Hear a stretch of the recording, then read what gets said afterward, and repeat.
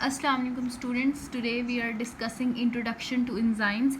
सबसे पहले अब हम इसमें डिस्कशन करेंगे कि एंजाइम्स होते क्या है, उनका क्या काम होता है, ये देखते हैं हम। अब एंजाइम्स की अगर हम बात करें तो एंजाइम्स हम बेसिकली यूज़ करते हैं कि किसी भी रिएक्शन को स्पीड अप करने के लिए। अगर सपोज़ कोई रिएक्शन होता है 10 मिनट में, तो वो रिएक्शन 4 to 5 मिनट्स में कंप्लीट हो जाता है एंजाइम की हेल्प से। तो एंजाइम्स ये होते हैं। फिर इसके बाद हम रिएक्शंस की बात करेंगे तो हमारी बॉडी में बहुत डिफरेंट काइंड्स ऑफ रिएक्शन होते हैं। एक वर्ड होता है मेटाबॉलिज्म। अब क्वेश्चन ये राइज होता है कि मेटाबॉलिज्म क्या है।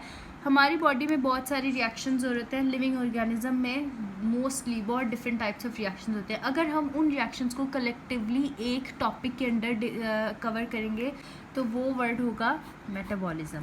Different types of metabolism,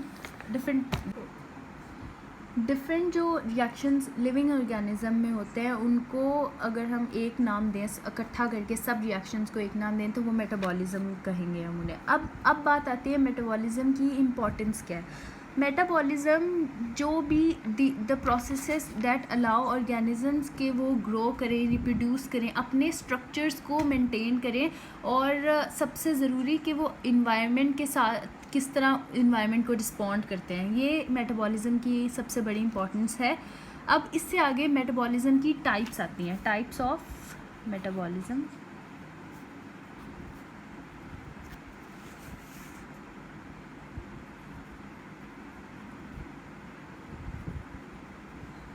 metabolism की दो टाइप्स आती हैं। द फर्स्ट टाइप जो है वो है catabolism and the second one is anabolism.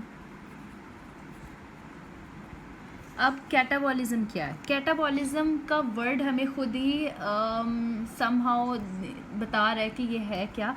Catabolism का मीनिंग है कि अगर हम एक लार्ज मॉलिक्यूल को लेके उसकी ब्रेक डाउन करवा के उसको छोटे डिफरेंट मॉलिक्यूल्स में जब हम कन्वर्जन कर लेते हैं उनकी, तो इस प्रोसेस को कहते हैं कैटाबॉलिज्म। ये जो मेटाबॉलिज्म की टाइप है, ये देखें, जैसे एक बड़ा मॉलिक्यूल होगा तो उसको कन्वर्ट कर देंगे ये बहुत सारे डिफरेंट छोटे छोटे मॉलिक्यूल्स में, उसकी कटिंग करके। अब अगर हम एनाबॉलिज्म की बात करें तो एनाबॉलिज्म का मतलब है कि अगर हम एक बहुत सारे जो छोटे मॉलिक्यूल्स होते हैं उनको कन्वर्ट करके एक बड़ा मॉलिक्यूल बनाएं, तो ये हमारे पास एनाबॉलिज्म है। अब इनकी एग्जांपल अगर हम देखें तो एग्जांपल क्या थे, जैसे फोटोसिंथेसिस का जो हमारे पास प्रोसेस हो रहा है, ये हमारे पास एग्जांपल आती है एनाबॉलिज्म की। फोटोसिंथेसिस लाइट रिएक्शन है।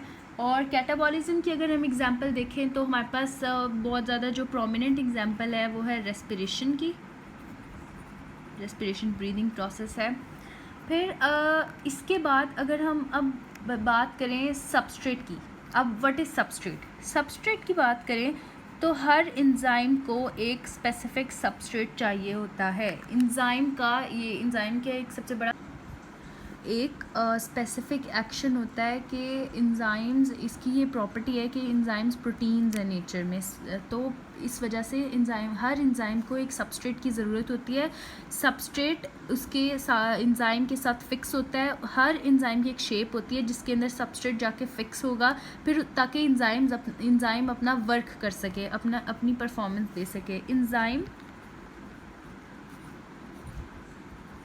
प्लस सबस्ट्रेट, जब सबस्ट्रेट एंजाइम के साथ आके अटैच होगी तो प्रोडक्ट बनती है। जब हमारे पास प्रोडक्ट बन गई तो एंजाइम इस रिएक्शन से खुद ब खुद बाहर निकल जाता है, ताकि एंजाइम कभी रिएक्शन में फुल यूज़ नहीं होगा। वो जब हमारे पास प्रोडक्ट आ जाती है तो उसके बाद एंजाइम खुद ही इस रिएक्शन से बाहर निकल जाता है, leaving the product. Her enzyme को जैसे मैंने अभी बताया, हर एंजाइम को ज़रूरी है कि कोई सबस्ट्रेट आके उसके साथ अटैच करे, उसके बाद हमारे पास प्रोडक्ट बनती है। इस सबसे पहले एंजाइम, और उसके बाद जब आके हमारे पास सबस्ट्रेट आएगी, अटैच होगी एंजाइम के साथ, तो हमारे पास बना substrate, enzyme substrate complex, enzyme substrate complex. Then हमारे पास आएगी प्रोडक्ट। ओके, प्रोडक्ट को मिल गई, देन नेक्स्ट जो हमारे पास एक टर्म आती है वो है एक्टिवेशन एनर्जी।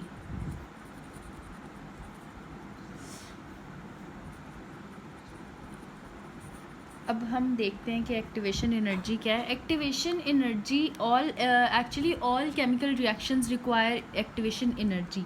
एक्टिवेशन एनर्जी हर केमिकल रिएक्शन के लिए इम्पॉर्टेंट है, क्योंकि ये मिनिमम अमाउंट है एक एनर्जी की किसी भी रिएक्शन को स्टार्ट करवाने के लिए।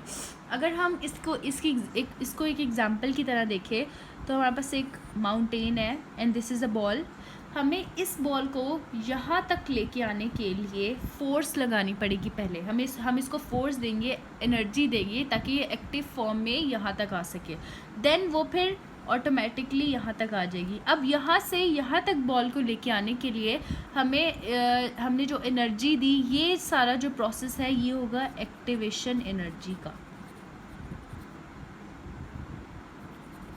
एक्टिवेशन एनर्जी है ये।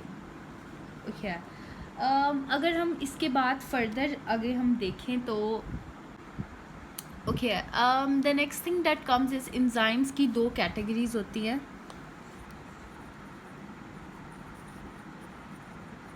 कैटेगरीज ऑफ एंजाइम की दो कैटेगरीज होती हैं।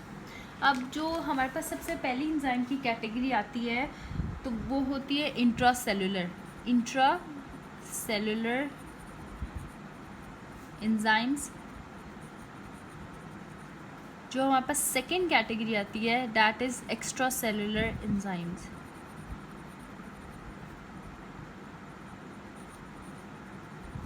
ओके, अब हम अगर बात करें इंट्रासेलुलर एंजाइम्स की तो वो इंट्रासेलुलर एंजाइम्स की वो टाइप है, ऐसे एंजाइम्स जो सेल के अंदर काम करें। The enzymes that are working inside the cell या सेल के साइटोप्लाज्म में जो वर्क करते हैं वो होते हैं intracellular enzymes. Intracellular enzymes working inside the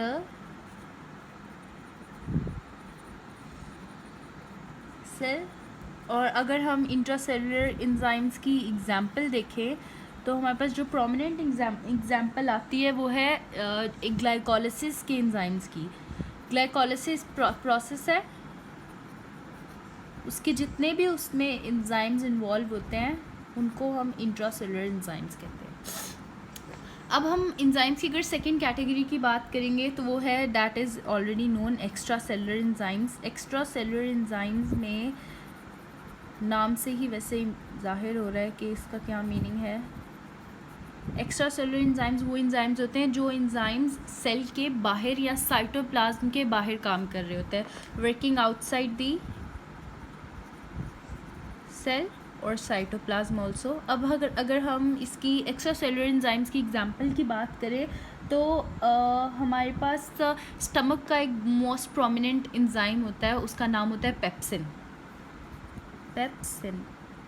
ये वर्क करता है आउटसाइड दी स्टमक की एक्टिव कैविटी के बाहर काम करेगा ये एंजाइम। तो ये एग्जांपल है, प्रोमिनेंट एग्जांपल है एक्स्ट्रा सेलुलर एंजाइम्स की। These are proper definitions of the terms enzyme, metabolism, substrate और product। तो अगर आपको इन्हें कॉपी करना है आपकी ईज़ के लिए, I have written them as explanations तो पहले मैंने दे दिए हैं इन सब की। If you like this video make sure gives a thumbs up, like, comment, share, subscribe, comment below।